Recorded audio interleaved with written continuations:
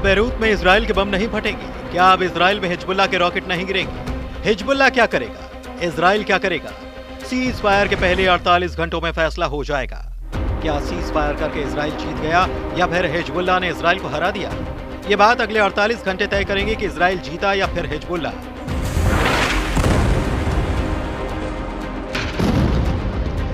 ये बात अगले 48 घंटे तय करेंगे कि युद्ध खत्म होगा या दोगुनी ताकत से इजराइल और हिजबुल्लाह की जंग फिर से शुरू हो जाएगी। अगले 48 घंटे नेतन्याहू का फोकस लेबनान पर होगा। अगले 48 घंटे नईम कासिम की नजर इसी खड़ी पर होगी। लेबनान में जश्न मनाया जा रहा है।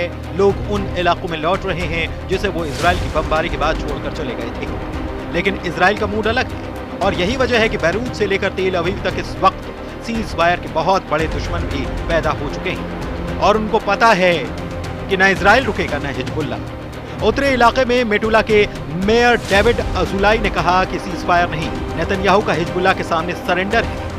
मेटुला के मेयर डेविड अजुलाई के मुताबिक अब हिजबुल्लाह फिर से खुद को मजबूत करेगा और इजराइल पर हमास के 7 अक्टूबर वाले हमले से भी खतरनाक अटैक करेगा। डेविड अजुलाई की वार्निंग है कि इस बार इजराइल में तबाही 40 गुना ज्यादा होगी। उत्तरी इजराइल में मेटुला के मेयर डेविड अजुलाई ने कहा कि सीज फायर नहीं, नेतन्याहू का हिजबुल्लाह के सामने सरेंडर है। मेटुला के मेयर डेविड अजुलाई के मुताबिक हिजबुल्लाह फिर से खुद को मजबूत करेगा और इजराइल हमास के 7 अक्टूबर वाले हमले से भी खतरनाक अटैक करेगा। डेविड अजुलाई की वार्निंग है कि इस बार इजराइल में तबाही 40 गुना ज्यादा होगी। नेतन्याहू साफ साफ कह रहे हैं कि वो फिर हिजबुल्लाह को टारगेट बनाएंगे अगर उसने सीज फायर की शर्तों का उल्लंघन किया।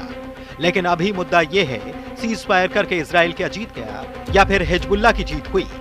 सीज फायर होने के बाद उत्तरी इजराइल में भी लोग लौटने लगे हैं और दक्षिण लेबनान में भी लोगों की घर वापसी हो रही है। अमेरिका और यूरोप का प्रेशर काम आया है।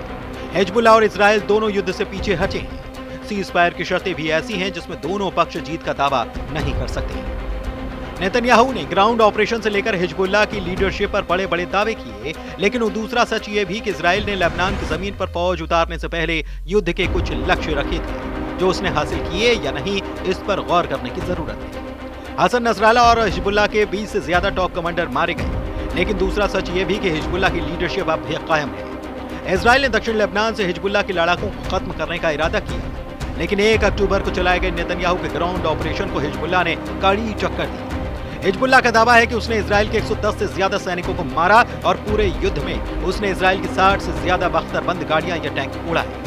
इजराइल हजारों टन बम गिराकर हिजबुल्लाह के 80% रॉकेट खत्म करने का दावा किया, लेकिन सच ये है कि आखिरी दिन तक हिजबुल्लाह ने तेल अवीव तक रॉकेट दागे हैं। इजराइल में गजब पॉलिटिक्स चल रही है। उनके करीबी मंत्रियों से लेकर बड़ी तादाद में पब्लिक ये कह रही है कि सीज फायर की शर्तों पर तैयार होकर नेतन्याहू हिजबुल्लाह के खिलाफ हार माने और उन्होंने एक तरह से सरेंडर पर दस्तखत किए। नेतन्याहू के करीबी मंत्री कह चुके हैं कि हिजबुल्लाह के खिलाफ सीज फायर इजराइल की शिकस्त कही जाएगी, यानी कि 2006 में 1 महीने चले युद्ध में हिजबुल्लाह ने इजराइल को हराया और 2024 में 1 साल चले युद्ध के बाद इजराइल सीज फायर या फिर कहीं हार मानने पर राजी हो गई। इन बातों को लेकर नेतन्याहू इस वक्त अपने वॉर कैबिनेट में पूरी तरह घिर चुके हैं। नेतन्याहू अपने खिलाफ इंटरनेशनल क्रिमिनल कोर्ट की तरफ से जारी गिरफ्तारी वारंट को लेकर पहले से दबाव में है।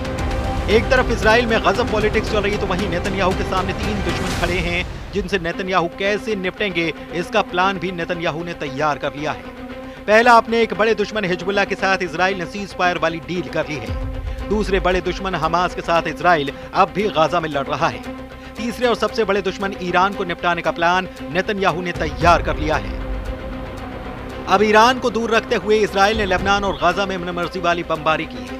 गाजा और बैरूत दोनों को नॉन स्टॉप धमाकों से नेतन्याहू ने तबाह कर दिया, लेकिन जिस हिजबुल्लाह प्रमुख हसन नसरल्लाह को 150 फीट गहरे बंकर में भी ब्लास्ट करके मार डाला, अब लेबनान का वही मिलिशिया हिजबुल्लाह सीज फायर के बाद नेतन्याहू को चिढ़ा रहा है। युद्ध विराम के ऐलान के बाद दक्षिण लेबनान में लोग घर लौटने लगे हैं। लेबनान में से हिजबुल्लाह की जीत और इजराइल की हार माना जा रहा है, लेकिन सवाल है कि क्या ये जश्न बहुत दिनों तक चलेगा, क्योंकि युद्ध का अगला चरण शुरू करने के लिए नेतन्याहू ने सिग्नल दे दिया है। नेतन्याहू ने कहा कि सीज फायर करने की 3 वजहें हैं। पहली वजह, अब इजराइल ईरान से टक्कर लेने पर फोकस करना चाहता है। दूसरी वजह, इजराइल की फौज को रिचार्ज होने की जरूरत है, गोले बारूद का स्टॉक भरने की जरूरत है। और तीसरी वजह, नेतन्याहू चाहते हैं कि इजराइल की सेना 2 फ्रंट पर ना उलझे और अब वो हमास को अलग थलग करके मारना चाहते हैं। अब सवाल ये कि क्या नेतन्याहू ये बात भूल गए कि हिजबुल्लाह ने इजराइल पर रॉकेट से हमले इसीलिए शुरू किए क्योंकि वो हमास को कवर फायर देना चाहता था। अगर इजराइल ने गाजा में बमबारी तेज की और हिजबुल्लाह और इजराइल का सीज फायर कितने दिन या कहें कितने घंटों तक टिकेगा ये कहना मुश्किल है। नेतन्याहू के बड़े बड़े दावे अब तक हवाई साबित हुए हैं क्योंकि युद्ध न तो गाजा में खत्म हुआ और न ही हिजबुल्लाह के खिलाफ उनकी बमबारी ईरान समर्थित इस मिलिशिया को खत्म कर पाए। यही वजह है कि नेतन्याहू पर इस वक्त दबाव बहुत ज्यादा है। हिजबुल्लाह से युद्ध इजराइल के लिए दूसरा फ्रंट नहीं बल्कि बहुत बड़ी मुसीबत लेकर आया है। इजराइल का ग्राउंड ऑपरेशन वहां फेल हुआ और इसीलिए नेतन्याहू वो दरवाजा बंद करके अब दुश्मन का दूसरा दरवाजा खटखटाना चाहते हैं और उन्होंने अब पूरा फोकस ईरान पर कर लिया है। सवाल है कि क्या ईरान से निपटना इतना आसान होगा जबकि हिजबुल्लाह और हमास से लड़ते हुए इजराइल की सांसें फूल रही हैं। Bureau report, news 18।